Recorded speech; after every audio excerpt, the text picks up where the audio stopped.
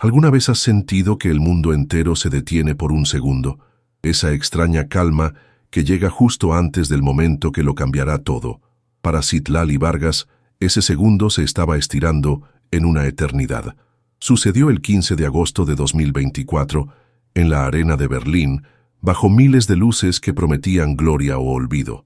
La final del Campeonato Mundial de Tiro con Arco no era solo un deporte, era un espectáculo de alta tecnología, un monstruo de pantallas gigantes y sensores láser.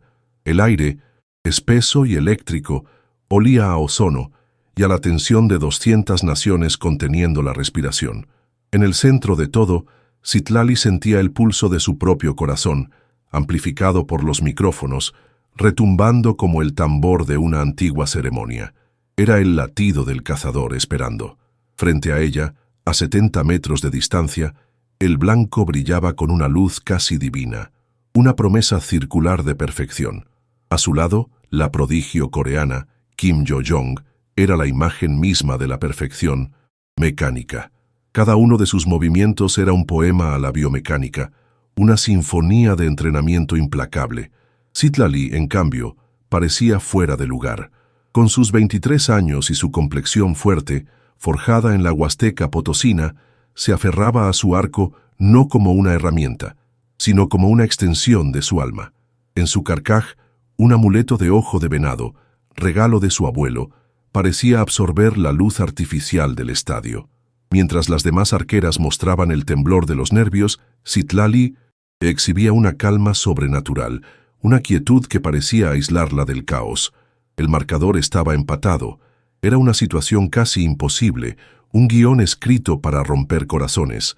Kim Yo-jong acababa de disparar, y la multitud ahogó un grito colectivo cuando la pantalla mostró un 9, un tiro magnífico, casi perfecto, pero no lo suficiente para cerrar la puerta. Dejaba una grieta, una pequeña ventana de oportunidad, para ganar la medalla de oro, para llevarse a México la gloria que le había sido. Esquiva por décadas, Citlali necesitaba un 10 perfecto, un solo tiro para definir una vida de sacrificios. Pero, ¿cómo se apunta a la perfección cuando el peso de un país descansa sobre tus hombros y el futuro es una diana a 70 metros de distancia? Citlali se colocó en la línea de tiro.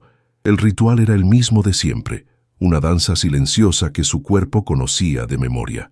Levantó su arco de fibra de carbono, un artefacto de la era espacial que se sentía tan ajeno a sus manos, acostumbradas a la madera. Fijó la flecha sintiendo el leve clic que aseguraba su posición. La multitud se silenció por completo, un vacío sonoro que solo era roto por el zumbido de la electrónica del estadio. Mientras tensaba la cuerda, llevando la pluma hasta la comisura de sus labios, un sonido metálico y un chispazo azul resonaron en el techo. De repente, como si el universo hubiera decidido parpadear, todas las luces principales se apagaron. La arena se hundió en una oscuridad casi absoluta. El caos fue instantáneo. La negrura solo era rota por las tenues luces rojas de emergencia y los miles de puntos de luz de los celulares del público, que se movían como luciérnagas en pánico. Se escucharon gritos, órdenes confusas en alemán e inglés. Los jueces y oficiales corrían con linternas, sus haces de luz cortando la penumbra como sables. La tecnología, que segundos antes era la anfitriona del evento, había fallado estrepitosamente. La perfección del sistema se había hecho añicos, dejando a todos vulnerables, expuestos. En medio de esa confusión, la atención de una cámara de transmisión, operando con batería de respaldo, encontró un rostro en la penumbra. No era el de Citlali, sino el de su rival. En esa oscuridad, la cámara captó una imagen devastadora. Kim Yo-jong, la máquina de precisión, creyendo que el fallo técnico pospondría el tiro y le quitaría la presión de encima, no pudo contener una diminuta, casi imperceptible, sonrisa de alivio. Se giró hacia su entrenador, ocultos en las sombras, y realizó un pequeño gesto de victoria, un puño cerrado a la altura del pecho. Era el gesto de alguien que cree haber ganado por un tecnicismo, por un golpe de suerte. No se dio cuenta de que la cámara infrarroja la estaba grabando, transmitiendo su alivio a las pocas pantallas que aún funcionaban. ¿Podía una sonrisa sellar el destino de una campeona? El entrenador de Citlali, un hombre corpulento llamado Ricardo, le gritaba desde la barrera: «Citlali, baja. El arco. Espera, no tires». Sus palabras se perdían en el murmullo creciente de la multitud y las órdenes de los oficiales. Para cualquiera, la situación era clara. El tiro era nulo. La competencia debía detenerse hasta que se restableciera la energía. Era la única decisión lógica, la única que seguía el reglamento. Pero Citlali no parecía escuchar a nadie. Su cuerpo permanecía en la misma posición, con el arco tensado, la flecha apuntando hacia una oscuridad que se había tragado el blanco, el estadio y el mundo entero. Estaba sorda al caos que la rodeaba. Para ella, la oscuridad no era un obstáculo, era un regreso a casa. Al cerrar los ojos, la negrura artificial del estadio de Berlín se fusionó con los recuerdos de su niñez en la Huasteca Potosina. Se vio a sí misma, con apenas 10 años, entrenando con su abuelo. Recordó el olor a tierra mojada y a copal, el sonido del río al fondo. Recordó tirar al atardecer, cuando las sombras alargaban el mundo, luego bajo la luz pálida de la luna y finalmente, con los ojos vendados, aprendiendo a sentir el blanco en lugar de verlo. La oscuridad no era la ausencia de luz, era simplemente un lienzo diferente para apuntar. La voz de su abuelo, una voz que no había escuchado en años, resonó en su mente con una claridad absoluta, más nítida que los gritos de su entrenador. «No apuntas con los ojos, mija», le decía el anciano Tenek. «Apuntas con la memoria del cuerpo y la calma del alma. El blanco no se ve, se siente». En ese instante, la sonrisa de alivio de Kim Yo-jong, que había visto de reojo antes del apagón, no la enfureció. Al contrario, la liberó. Toda la presión de la final, el peso de la medalla de oro, la tiranía de la puntuación perfecta, todo desapareció. ¿Qué pasaría si desobedecía a todos para obedecer a la única voz que importaba?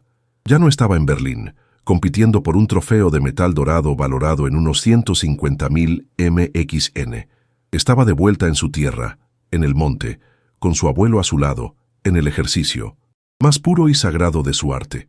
El mundo moderno, con sus reglas, sus luces y su tecnología, había fallado. Ahora solo quedaba ella y su herencia, su instinto. El conflicto ya no era contra Kim Yo-jong, sino contra un sistema que le exigía ver para creer. Citlali estaba a punto de demostrar que la verdadera visión no depende de los ojos, sino de algo mucho más profundo, algo que la civilización había olvidado. El conflicto externo era evidente. Los gritos de los jueces se hacían más fuertes. «Archer, step down, do not shoot». La incredulidad en el rostro de su propio equipo, que la miraba como si se hubiera vuelto loca. El reglamento, un libro gordo y lleno de artículos que, con toda seguridad, no contemplaba un apagón en plena final mundial.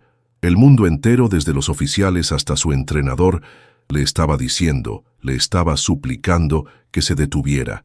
Cada fibra de la lógica y la razón estaba en su contra, gritándole que bajara el arco y esperara a que volviera la luz. Pero el conflicto más grande se libraba en su interior. Era la decisión de desobedecer a todos y confiar ciegamente en una habilidad que nadie en ese estadio, excepto ella, podía comprender. Era un acto de fe pura, una apuesta total a su herencia, a las enseñanzas de su abuelo, a la memoria de sus ancestros. Era un rechazo absoluto al sistema de perfección técnica y dependencia tecnológica que su rival, Kim Yo-jong, representaba. En ese momento, Citlali Vargas tenía que elegir entre ser la atleta que el mundo esperaba que fuera o la cazadora que su abuelo le había enseñado a ser. La elección definiría no solo la competencia, sino su propia identidad. La historia de Citlali no había comenzado en los campos de tiro olímpico, sino en los senderos sinuosos de la Huasteca Potosina. Creció en una pequeña comunidad cerca de Aquismón, donde el mundo no se medía en metros, sino en el vuelo de un pájaro o la distancia de un eco. Su primer arco no fue de carbono, sino de una vara de árbol de chijol, curvada y tratada por las manos expertas de su abuelo, Noé. Él era un hombre sabio de la etnia Tenek, de piel curtida por el sol y ojos que parecían contener la historia de su pueblo. Él no le enseñó a competir, le enseñó a conectar, le enseñó a sentir el viento, a leer la tensión de la madera, a respirar con el bosque. Las primeras lecciones de Citlali fueron de cacería, no por deporte, sino por sustento. Aprendió a seguir huellas, a moverse en silencio y a respetar la vida que estaba a punto de tomar. La flecha no solo lleva tu fuerza, mija, le decía Noé mientras le ajustaba la postura. Lleva tu intención. Debes ser digna de tu presa. Esas palabras se grabaron en su alma. Para ella, el tiro con arco era una meditación, un diálogo con la naturaleza. Por eso, cuando a los 16 años fue descubierta por un visor de talentos y llevada al Centro Nacional de Desarrollo de Talentos Deportivos y Alto Rendimiento, CNAR, en la Ciudad de México, el choque fue brutal. De repente, su arte ancestral fue despojado de su espíritu y reducido a una ciencia exacta. Los entrenadores le hablaban de biomecánica, de ángulos de lanzamiento, de liberación de la cuerda en milisegundos. Le quitaron su arco de madera y le dieron uno metálico, frío y eficiente. La obligaron a cambiar su respiración natural por una técnica controlada. Cada día se sentía más desconectada de sí misma, como si le estuvieran pidiendo que tradujera un poema a una ecuación matemática. Es increíble cómo a veces, para encajar, nos vemos obligados a abandonar la esencia de lo que somos. Si alguna vez te has sentido así, si sabes lo que es luchar por mantener tu verdad en un mundo que quiere cambiarte, suscríbete a este canal para no perderte cómo termina esta historia de coraje. Su talento era innegable y pronto comenzó a ganar competencias nacionales, pero cada medalla se sentía vacía. Por las noches, en su pequeño cuarto de la villa deportiva, cerraba los ojos y trataba de recordar el olor de su tierra, la voz de su abuelo. Sufría en silencio, atrapada entre dos mundos, el de la intuición y la memoria ancestral, y el de la tecnología y la precisión científica. Su mayor obstáculo no eran sus rivales, sino el miedo a perderse a sí misma, a olvidar las enseñanzas de Noé. El amuleto de ojo de venado que siempre llevaba era su ancla, un recordatorio constante de quién era y de dónde venía. Mientras tanto, a miles de kilómetros de distancia, Kim Yo-jong vivía una realidad completamente opuesta. Desde los 6 años, su vida había sido el campo de tiro. Formada en el sistema surcoreano, famoso por su brutal eficiencia, Kim era el producto perfecto. Su día comenzaba a las 5 de la mañana y terminaba a las 10 de la noche. Disparaba más de 500 flechas diarias. Sus entrenadores medían cada aspecto de su fisiología. Su dieta era estrictamente controlada y sus movimientos eran analizados por computadoras para asegurar una repetición idéntica, una y otra vez. Era una máquina, humana diseñada con un único propósito: disparar dieces. No conocía otra vida, no tenía otros sueños. La vulnerabilidad de Kim residía precisamente en su fortaleza. Su confianza no era interna, no venía de su espíritu, sino de la perfección del sistema que la había creado. Dependía por completo de la rutina, de las condiciones controladas, de la visibilidad perfecta. Cualquier imprevisto, cualquier variable no calculada, la desestabilizaba. Era como un programa de computadora que funciona a la perfección, pero que se colapsa ante un error inesperado. Su mundo era el orden, la repetición y la certeza. La oscuridad, el caos, la improvisación eran conceptos que no existían en su universo. ¿Cómo podría una máquina competir contra un alma? El camino de Citlali hacia la final de Berlín estuvo lleno de obstáculos. No solo tuvo que luchar contra sus propios demonios internos, sino también contra el escepticismo de sus entrenadores. Ricardo, aunque reconocía su talento, a menudo se frustraba por su enfoque poco ortodoxo. ¿Por qué cierras los ojos a veces, Citlali?, le preguntaba. Necesitas ver el blanco. Ella nunca supo cómo explicarle que veía mejor con los ojos cerrados. También enfrentó las críticas de algunos medios deportivos que la consideraban demasiado rústica, demasiado instintiva para competir al más alto nivel internacional. La burocracia para conseguir fondos y apoyos fue otra batalla constante, una que casi la hace renunciar en 2022. El vínculo emocional más fuerte de Citlali no era con una persona presente, sino con el recuerdo de su abuelo, quien había fallecido un año antes de que ella se uniera al equipo nacional. Cada vez que la presión era insoportable, ella se aferraba a su amuleto y recordaba sus conversaciones. «El miedo es solo una sombra, mija», le había dicho una vez. «No tiene sustancia, no luches contra él, solo respira y deja que pase a través de ti». Estas palabras se convirtieron en su mantra. El diálogo más importante de su vida no ocurría con sus entrenadores o compañeros, sino en el silencio de su mente, con la voz serena de Noé, guiándola desde la memoria. La tensión entre ambas arqueras se había ido construyendo a lo largo del torneo. No se hablaban, pero se observaban. Kim miraba a Citlali con una mezcla de curiosidad y desdén. No podía entender cómo alguien con una técnica tan imperfecta podía ser tan efectiva. Citlali, por su parte, veía en Kim un reflejo de todo lo que había estado a punto de convertirse. Una autómata de la precisión, una campeona sin alegría. La rivalidad no era personal, era filosófica. Representaban dos formas opuestas de entender no solo el tiro con arco, sino la vida misma. La perfección del control contra la sabiduría de la intuición. Esta dualidad se manifestó en cada flecha de la competencia. Los tiros de Kim eran todos iguales, aterrizando en un grupo apretado alrededor del centro. Eran predecibles, perfectos, casi aburridos. Los de Citlali, en cambio, parecían tener vida propia. A veces se desviaban ligeramente con el viento para luego corregir su curso, como si la flecha misma supiera a dónde ir. Los comentaristas lo llamaban suerte o inconsistencia, pero era algo más. Era la danza entre la técnica aprendida y el instinto heredado, una fusión que la hacía impredecible y peligrosa. La arena de Berlín se había convertido en el escenario final de esta batalla silenciosa.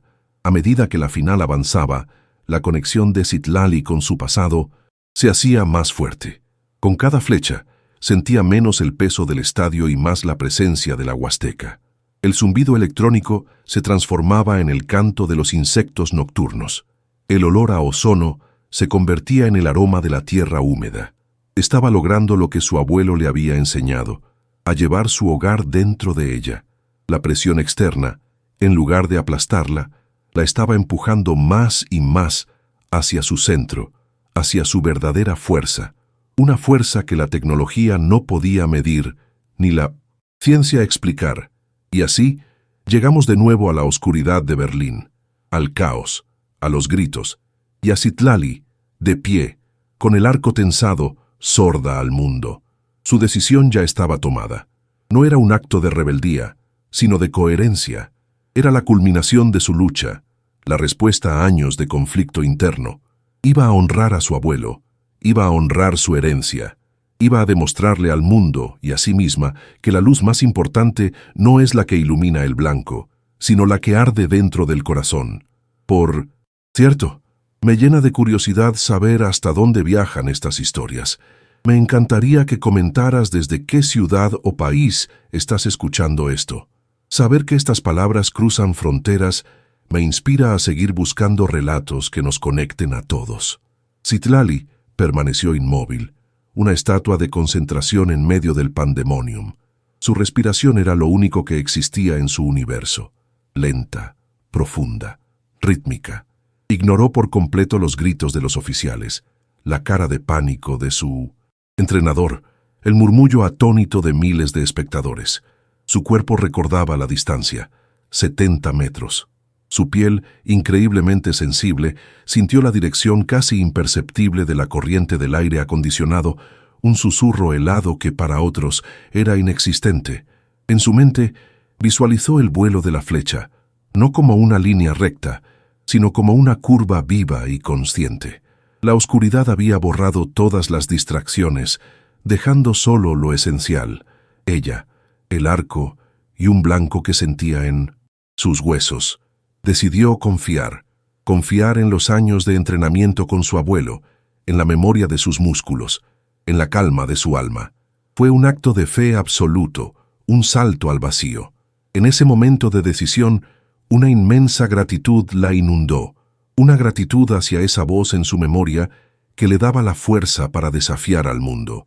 Si tú también crees en la fuerza de la voz interior, si esta historia te está tocando el alma, te invito a suscribirte ahora mismo. Tu apoyo es la luz que me permite seguir compartiendo estos momentos de pura emoción humana, y no querrás perderte el instante que lo cambió todo. Con una exhalación suave, casi inaudible, Citlali soltó la cuerda. El sonido fue mínimo, un silbido agudo que cortó el aire oscuro como un secreto. Por un instante, pareció que el tiempo se congelaba. El caos se detuvo. Los gritos se ahogaron. Todas las personas en el estadio, como si obedecieran una orden invisible, guardaron un silencio absoluto y tenso. Nadie respiraba. Nadie se movía. Solo el eco casi imperceptible del vuelo de la flecha, viajando a través de la negrura, una viajera invisible en una noche artificial. Fueron apenas 2 segundos, pero en esos 2 segundos se contuvo el aliento de una final mundial y el destino de una vida. Luego, un sonido, un thump seco y sólido, el inconfundible impacto de la flecha, encontrando su objetivo a 70 metros de distancia. Pero, ¿dónde había aterrizado? En la oscuridad era imposible saberlo. El silencio se hizo aún más pesado, cargado de una anticipación insoportable. Segundos después, como si el propio universo hubiera decidido que ya era suficiente suspenso, las luces de emergencia principales parpadearon 1, 2 veces y se encendieron, bañando el campo en una luz blanca y fantasmal. No era la iluminación completa, pero era suficiente. Todas las miradas, todos los lentes de las cámaras se clavaron en el blanco. La cámara de la transmisión principal hizo un zoom lento, dramático, tortuoso. El público observaba en las pocas pantallas que funcionaban, sus rostros iluminados por el resplandor azulado. La imagen se acercaba, más y más, a la diana. El corazón de México se detuvo, y entonces la imagen se volvió nítida. Allí, clavada con una precisión imposible en el minúsculo círculo central amarillo, el del tamaño de una moneda de 10 pesos, estaba la flecha de Citlali. Una pluma tricolor ondeando suavemente. Un 10 perfecto. El tiro imposible. El milagro en la oscuridad. Un segundo de Minuens in the... Incredulidad total recorrió el estadio. La gente se miraba preguntándose si lo que veían era real. Luego, el silencio se rompió. No con un aplauso, sino con una explosión, un rugido visceral que sacudió los cimientos de la arena de Berlín. Era una ovación como nunca se había escuchado. Un sonido de asombro puro, de rendición ante lo increíble. La gente saltaba, gritaba, lloraba. No estaban celebrando solo una victoria deportiva, estaban celebrando un acto de magia, un momento que desafiaba toda lógica y que quedaría grabado para siempre en la historia del deporte. La cámara, con una crueldad exquisita, cortó la imagen del blanco y enfocó el rostro de Kim Jo-jong. Su pequeña sonrisa de alivio se había congelado en su cara, transformándose en una máscara de shock y humillación total. Sus ojos, abiertos como platos, miraban fijamente el marcador que ahora confirmaba la puntuación. No había ira en su rostro, ni tristeza, solo una profunda y abrumadora incomprensión. Había sido derrotada. No por una mejor técnica, no por un error propio, sino por algo que ni siquiera podía empezar a procesar. Había sido vencida por la oscuridad, por la memoria, por un fantasma de la Huasteca Potosina. El entrenador de Citlali, Ricardo, se quedó paralizado, con la boca abierta. Sus compañeros de equipo saltaban y se abrazaban, gritando su nombre. Pero Citlali no parecía registrar nada de eso. Lentamente bajó el arco. Sus hombros, que habían soportado una tensión sobrehumana, finalmente se relajaron. No sonrió, no levantó los brazos en señal de victoria. Simplemente cerró los ojos por un instante y una única lágrima se deslizó por su mejilla. No era una lágrima de alegría, sino de liberación. Había sido fiel a sí misma. Había honrado a su abuelo. La luz que había encontrado no estaba en el estadio, sino dentro de ella. Los jueces, atónitos, se reunieron apresuradamente, revisaron el reglamento, hablaron por radios, gesticulaban. Después de unos minutos que parecieron horas, el juez principal se acercó a un micrófono. El estadio volvió a silenciarse. Nach Überprüfung, der Schuss ist gültig, anunció, su voz temblando ligeramente. The shot is valid. Y luego, en un gesto sin precedentes, añadió en inglés, Gold medal, for Mexico, Citlali Vargas. El rugido que siguió fue aún más fuerte que el anterior. La chica de la Huasteca, la que apuntaba con el alma, era campeona del mundo. La ceremonia de premiación fue surrealista. Citlali subió al podio, con el oro colgando de su cuello, pero su mente estaba en otro lugar.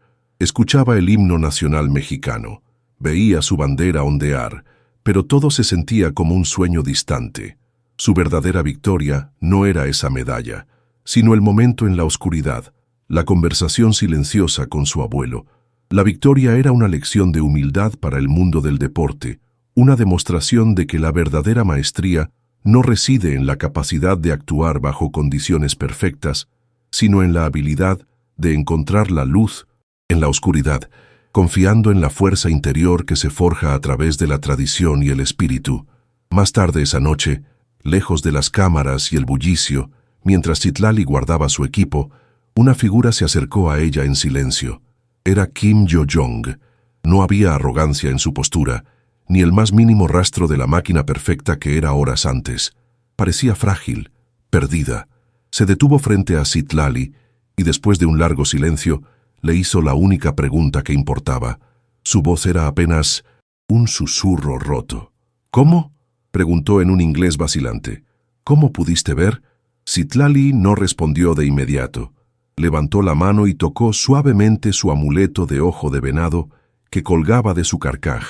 Luego miró a Kim directamente a los ojos, no con la mirada de una rival, sino con una compasión inesperada. Vio en ella no a una enemiga, sino a otra joven que había sacrificado su vida por un sueño, aunque de una manera muy diferente. No vi, respondió Citlali con calma, su español suave y... Claro, recordé. Kim la miró sin entender. Citlali continuó, como si le estuviera confiando el secreto más grande de todos. Mi abuelo me enseñó a poner la luz dentro de mí, no a buscarla fuera. En ese momento, el abismo entre las dos desapareció. Kim asintió lentamente, una lágrima silenciosa rodando por su propia mejilla.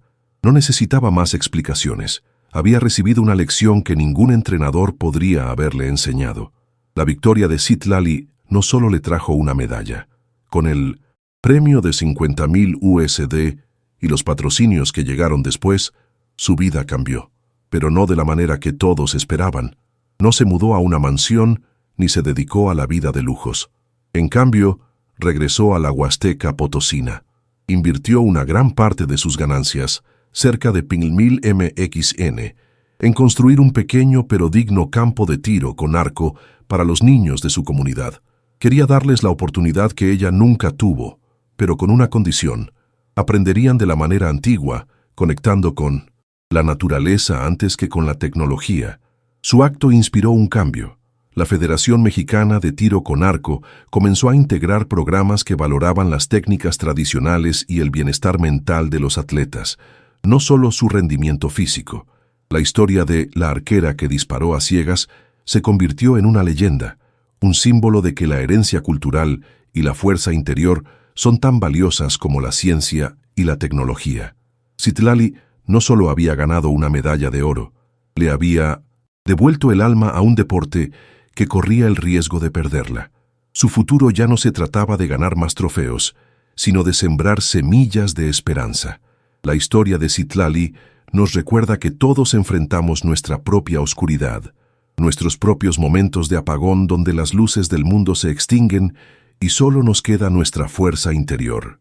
Ella nos enseñó que la verdadera puntería en la vida no es acertar en un blanco externo, sino encontrar y confiar en el centro luminoso que todos llevamos dentro. Si esta historia ha encendido una luz en ti, te invito por última vez a suscribirte. Juntos, podemos seguir compartiendo relatos que nos recuerden el poder increíble del espíritu humano y la esperanza que nace incluso en la más profunda oscuridad. Un año después, el 15 de agosto de 2025, el sol se está poniendo sobre la Huasteca Potosina, pintando el cielo de naranjas y morados. Citlali está en el campo de tiro que construyó, rodeada por un grupo de niñas y niños de su comunidad. Ríen mientras recogen sus flechas.